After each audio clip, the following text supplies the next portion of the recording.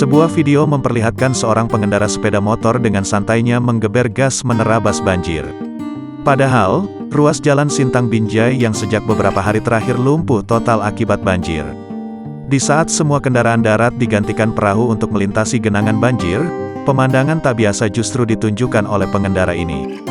Dengan santainya, pengendara tersebut memilas gas di atas sepeda motor melewati genangan banjir yang diperkirakan sedalam lebih dari 1 meter.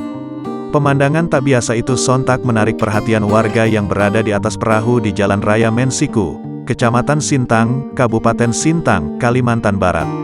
"Mantap, Bang," kata seorang pria memuji pengendara tersebut. Sepeda motor yang digunakan pengendara ini tidak biasa. Versi motor amfibi yang dapat dipergunakan untuk di darat dan di air. Sepeda motor amfibi itu milik Bambang, warga desa Mensiku, Kecamatan Binjai, Kabupaten Sintang, Kalimantan Barat.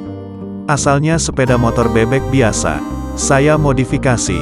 Modifnya, saya bikin pas banjir tahun 2019, dipakai untuk kedua kalinya tahun 2021, tahun 2020 ndak dipakai, kata Bambang.